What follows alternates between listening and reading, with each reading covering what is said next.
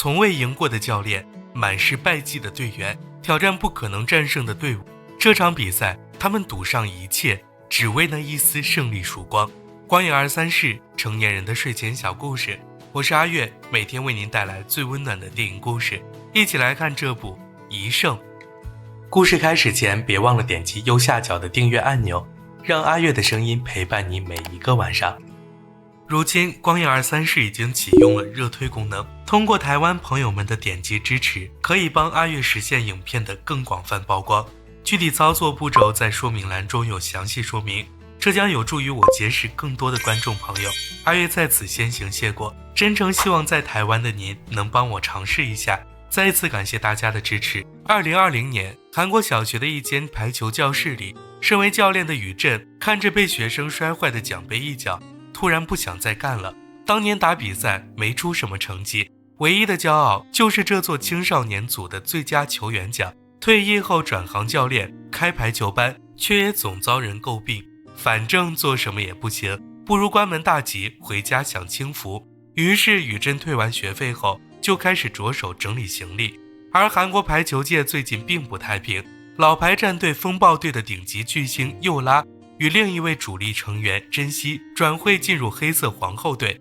一下子走了2根顶梁柱，还有哪个老板会接手剩下的虾兵蟹将呢？外界不由纷纷猜测，风暴队即将步入解散阶段，而风暴队内部更是人心惶惶，不少队员都在担心队伍解散后自己没了去处。可就在众人绝望之际，领队小潘收到消息，竟有人出资买下风暴队，而那位老板点名要求宇镇来做教练。小潘将消息带到后，宇镇心里是百思不得其解。回顾过去的从教生涯，他一直在各个中学的校队间辗转，从未取得任何成就，带队的平均胜率甚至不足10%。更糟糕的是，去年宇镇执教一支原本闯入过全国赛前4强的中学队时，最终竟让他们以地区8强的成绩被淘汰。而作为运动员的那段经历更不用提了，还没打进职业队就退了役。他的履历上写满被免职、被除名的字眼，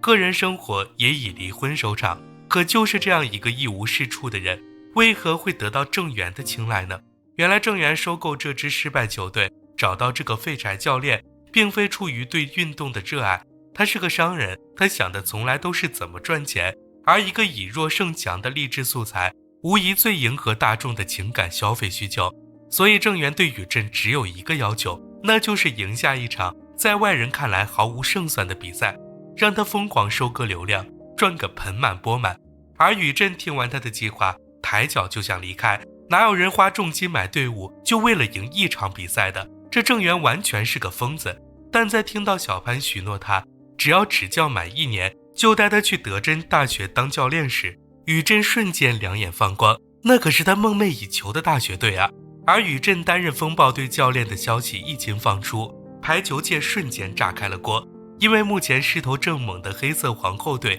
教练武成是宇镇曾在高中校队担任2传时的教练。尽管当年宇镇带领队伍闯进8强，哭着求他别走，但武成后来为了更好的发展，还是毅然丢下这支没有夺冠希望的队伍。不久后，队内成员便由于没有教练纷纷退役。众人如今不禁开始好奇，宇镇和武成这段师生间的孽缘，在职业联赛中究竟会碰撞出怎样的火花？而宇镇晚间来到球队场地，发现居然没有一个人在训练。想起还在夜店里蹦迪的队员秀智，他忍不住摇头，这支球队的风气实在是太懒散了，而且留下的队员里没人有过甲级联赛经验，各个主力位置也都处于空缺状态，自己还是抱着玩玩的心态混1年吧。但令宇镇意外的是，他在杂物间里遇见了智叔。宇镇还记得智叔是某一年青少年组的最佳选手，当时的表现极其亮眼，未曾想进入职业赛场后，竟在风暴队坐了6年的冷板凳。另一边，小潘向郑源申请资金，来补充打联赛队伍所需的球员和各种工作人员，可郑源不肯再额外多花1分钱，便以5亿韩元卖掉2名队里实力不错、专职防守的自由人。至于队伍里空缺的位置，那就是有什么用什么，怎么便宜怎么来。因不慎烧掉训练室而停赛的何尼，语言不通的外籍球员，还有那个性格和流氓无异的宝拉，郑源选择通通纳入队中。而宇镇原本的战术正是要靠这2名自由人的防守优势去打弱队个出其不意，从而赢下一场比赛。现在不仅人被卖了，队伍里补充的其他人还是一群歪瓜裂枣，他到底要拿什么赢呢？宇镇突然有股不祥的预感，自己跳进了一个火坑，老板不靠谱，队员也都好不到哪里去。小潘赶忙提醒宇镇别忘了大学队，而他还打听到德珍的副校长爱钓鱼，便约了周末一起去渔场。宇镇闻言瞬间来了精神，是啊，还有德珍的校队给自己兜底，他周末可要好好表现。于是当风暴队训练时，宇镇便在一旁专心致志擦着鱼竿。另一边，郑源则为球队继续制造话题，他在媒体面前立下承诺，只要赢下一场比赛，他就会在购买风暴队机票的观众里抽出100人来平分20亿韩元。今天是外籍球员有希来报道的日子，宇镇本想随便测一下他的能力，可有希作为自由人，那近乎完美的防守表现让他一下子看傻了眼。这么厉害的球员怎么会沦落到风暴队来？有希便解释，他其实在原先的日本队中遭到了排挤，而郑源之所以选他，也仅仅是因为他的照片很可爱。但有希的加入引起了其他队员的不满，自由人所负责的接发球一传可是决定本方一攻战术质量与效果的关键，郑源怎么能让一个连语言都不通的外国人来担任呢？而停赛1年的何尼此刻也满身酒气倒在大厅中央，性格火爆的宝拉便直接领着其他队员开始对着何尼叫嚷，大有直接动手的意思。宇镇见状顿时头疼不已，这支球队怎么就没个正常球员？下周新赛季就要开始了，可不仅没人在体育馆自主训练，还集体聚在这里为些小事吵闹，真是一群烂泥扶不上墙的废物。宇镇嘴上总说着不想管，但他还是不想看见有人重蹈自己当年的悲剧，便抱着恨铁不成钢的态度，说话的语气重了些。队长为此专门找到宇镇，拜托他对大家多尊重一些。本来主心骨的出走就已导致了队内的低气压，加上郑源的20亿承诺，将整支队伍推上风口浪尖。如今机票已销售一空，队内每个人都顶着巨大的心理压力，生怕届时连1胜都没拿到，丢尽了脸面。可宇镇认为，尊重是靠自己赢来的，而不是他人施舍来的。要想自己态度好一点，还是先摆正心态，努力训练吧。在吵吵嚷嚷中，风暴队很快便迎来了本赛季的第1场开幕赛。他们所对阵的是连续10年排名倒数的超级女孩队。而在看清对方教练的一瞬间，宇镇便知道这把一定会赢，因为他们的教练小石曾是自己高中校队的队友。小石的水平，宇镇再清楚不过了。他一个连排球都打不明白的家伙，能教出什么厉害的队伍来？然而现实却给宇镇狠狠上了一课。重新组合的风暴队，由于训练时长不够，配合的并不好，不是副攻2传共同抢球，就是自由人和接应没沟通好，漏掉本该接到的球。而场上队员没人能看懂宇镇传递的打中场暗号，队长也由于身体不适频频出错。在不断因失误丢分的期间，宝拉误以为对方在嘲笑自己，抡起胳膊就要动手，而宇镇生怕演变为全场混战的局面，便赶忙喊暂停，让队员们围过来。结果由于离开赛场太久，摄影机靠过来的一瞬，他的大脑一片空白，忘记了本来要嘱咐大家的战术，最后只好草草说声加油，就放队员回到了赛场上。结果自然是毫无意外的输了，而且输得极其难看，直接被超级女孩队零封。但失败还远不止于此，风暴队不断被其他队伍打成0-3。可宇镇通过这几场比赛注意到了队内氛围的不对劲，负责接应的米西好像是遭到了孤立，因为哪怕是拼着丢分，也没有人给他传球。好不容易拿下1分，庆祝时又不肯带着米西一起。而在又一场失败过后，风暴队粉丝对宇镇的不满飙到了顶点，赛场外有人抗议他继续担任教练，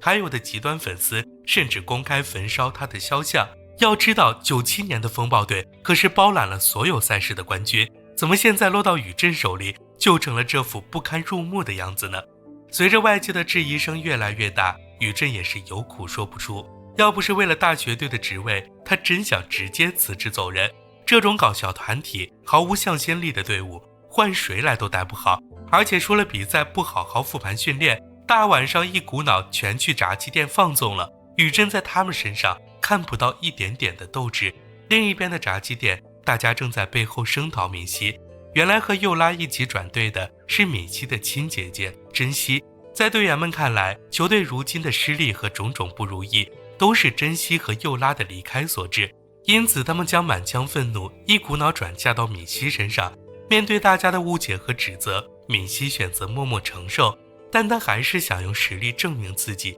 因此在大家出去玩时，他则独自在基地中训练。宇珍也没想到这支球队还有这么有上进心的人。他记得当年上女高的米西脚步灵活，赛场上可是扣了不少球，怎么进入职业联赛就退居接应位？难道是为了给优拉让锋芒吗？很快到了与黑色皇后对阵这天，面对曾经的教练武成，宇镇心中有怨，但因球队成绩始终没脸抬头和他说话。而解说在比赛开始前更是调侃这场比赛的唯一看点，就是风暴队到底会在多短的时间内败下阵来。结果正如解说所料，这场比赛几乎成了佑拉的个人秀，他的强劲扣球将风暴队杀得片甲不留。更糟糕的是，宇珍和队员们之间也依旧没有培养出任何默契，队员们听不懂他的指挥，他也不知该如何准确传达想法，结局就又是一次惨败。而等风暴队刚踏出体育馆大门，场外等候已久的粉丝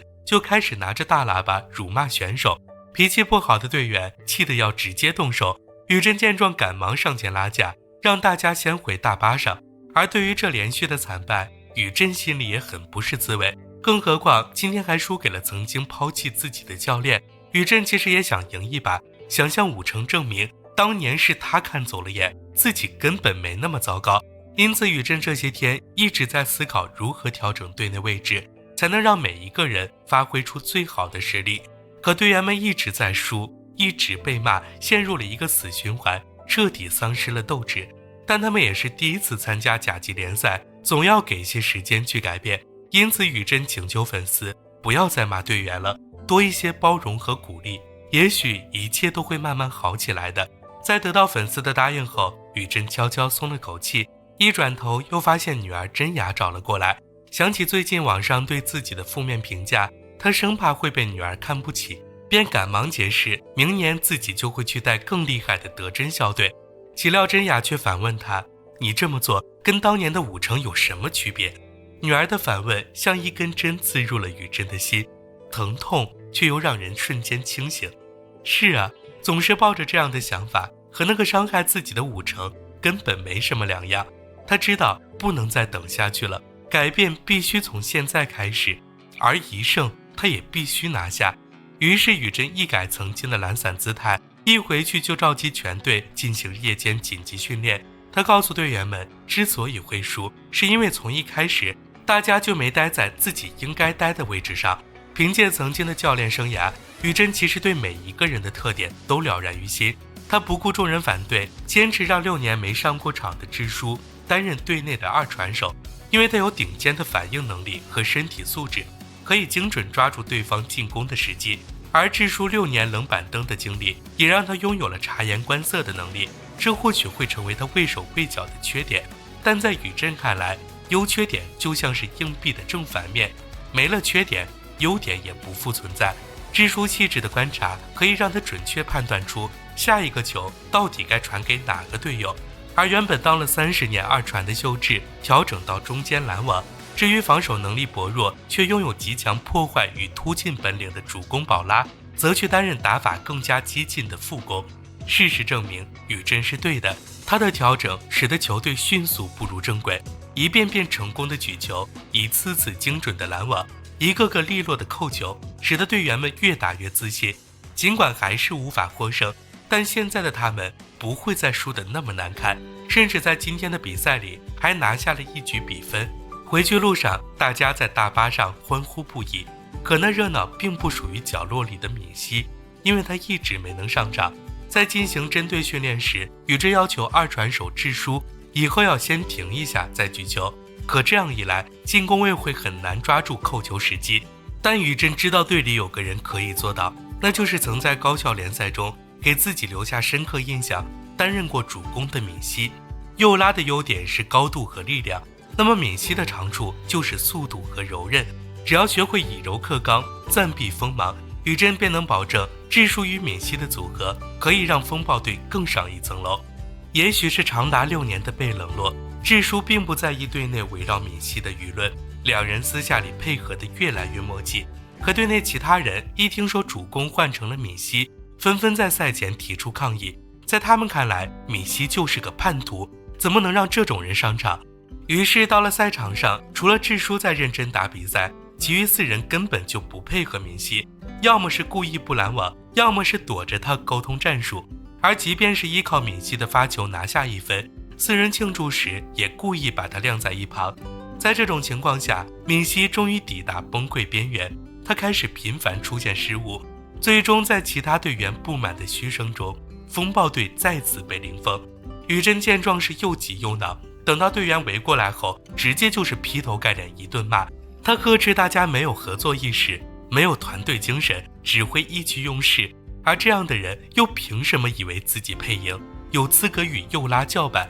教练的训斥与惨淡的比分让大家突然惊醒过来，负责拦网的秀芝都已经40岁了，他还能在这个赛场上打多少年呢？而他们又还能打多久呢？紧接着闵熙的痛哭与自责也让众人如坐针毡。如今所有人都在为了赢而拼尽全力，他们又怎能因一点小事去破坏整支队伍向上的决心呢？因为常规赛采用5轮循环赛制，加上主客场的平衡分配，队伍与队伍之间要交手整整10次，而常规赛目前已进行到第4轮。由于前期表现太糟，风暴队就算接下来全胜，也已确定无缘季后赛。但宇振仍准备以最认真的姿态去面对接下来的比赛，毕竟风暴队还没拿到首胜。对于剩下2支同样进不去季后赛的队伍，宇振有信心将他们通通拿下，所以他的目标是赢下前3名。经过商讨，大家一致认为排名第2的扣杀队会更好赢，但想要拿下比分，风暴队必须配置专业的战力分析组。可郑源还是一毛不拔的模样，只顾开直播卖机票，不肯给宇振拨半分钱资金。无奈之下，宇振只好去自学分析。他找到粉红女孩队的教练小石，向对方请教如何使用专业的分析程序。而这是一款拖入比赛视频就可以通过动作慢放分析出选手进攻路径、控球率等数据的软件，远比宇振之前的肉眼观察要准确细致得多。宇振仿佛是打开新世界大门，日日夜夜都在学习如何使用。而风暴队有了这个软件，简直就是如虎添翼。通过分析，他们发现扣杀队的中场防守是个突破口，于是在赛场上，主攻手闵熙借助灵活步伐使出的假动作接中场扣球，让扣杀队连连丢分。但其他队员打得还是不够稳健，所以比分一直追咬得很死。而扣杀队只要再拿下1球，这场比赛就落下帷幕。幸好秀智成功扳回1分，使得风暴队还有机会继续角逐胜利。可就在这时，扣杀队教练施震提出异议，称秀智刚刚犯规触网，要求重播辅助判决。结果显示，秀智的手腕确实触碰到了拦网，因此风暴队最终以2-3的成绩败给了扣杀队。目前已经来到第5轮循环，风暴队仍旧保持全负的战绩，但上一次的惜败还是极大鼓舞了大家。只要肯沉下心来，像根麻绳一样紧紧拧在一起，就算是联赛排名第2的扣杀队，也差一点就能打败。而风暴队接下来要对战的是同为垫底的5星队。宇振通过软件分析，发现对方的主攻手一旦张开嘴巴，那就是有78%的几率要进行直线进球，所以只要和泥观察到位，绝对能做好提前准备，防下他的进攻。开会制定完战术后，风暴队就开始了针对5星队的训练。然而在赛场上，5星队不肯成为风暴队灯神的祭品，风暴队也不愿再次丢下这近在眼前的胜利。于是在最终的关键赛点上，双方打出了一场惊险万分的拉锯战。但在5星队最后一个球打过来时，宇振出现严重的判断失误。他以为这个球会出界，便要求自由人有希不准去接，可结果却让宇振傻了眼，落在界内的排球使得风暴队再一次落败。常规赛如今已接近尾声，风暴队也只剩下最后一场比赛，最后一次获胜的希望了。可他们最后的对手是开赛以来未尝一败的黑色皇后队。没人相信风暴队能创造奇迹，逆袭成功，而就连一直提振队内士气的于震，此刻也萌生了退缩之意。他看着电视上正在接受采访的武成，不断回想起当年他抛弃自己，毅然决然离开的背影，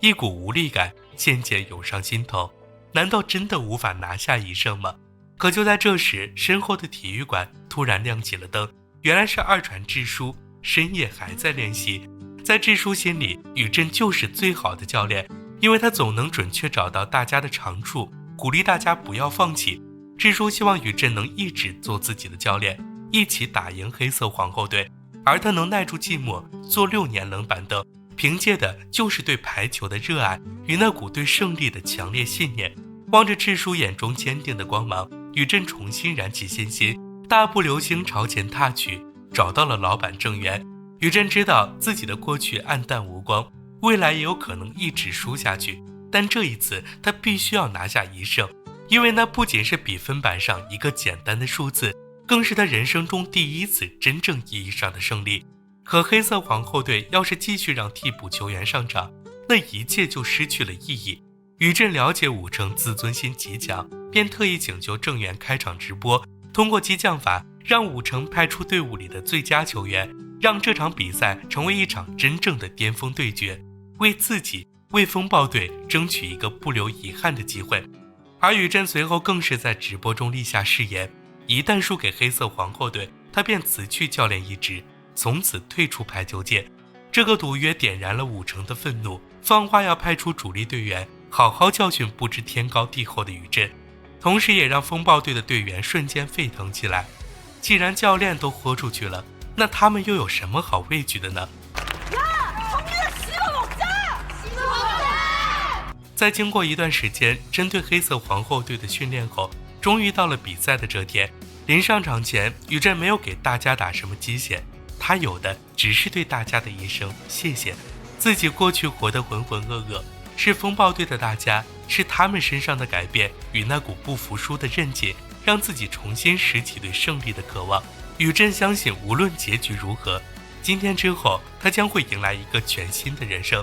在先前的分析中，宇震发现只要二传手比右拉快 0.3 秒，大家就一定能防住他的进攻。于是在第一局里，队员们舍去比分，故意消耗右拉体力，从而打算在后面几局遏制右拉的进攻势头。同时宇震还发现，右拉只要左脚靠近边线30公分就是长球，反之就一定是对角线短球。这种对于距离的把控和细节的观察，恰恰就是智叔的强项。于是第二局在智叔的指挥下，风暴队不断成功回防，拿下比分。而担任发球的何尼也首次展示了他的飘球发球，狠狠打了对面一个猝不及防。因此本赛季0失局的黑色皇后队第一次被没人看好的弱队拿下一局。武成在队伍防守进攻通通都被看穿的情况下，更换了至关重要的二传手。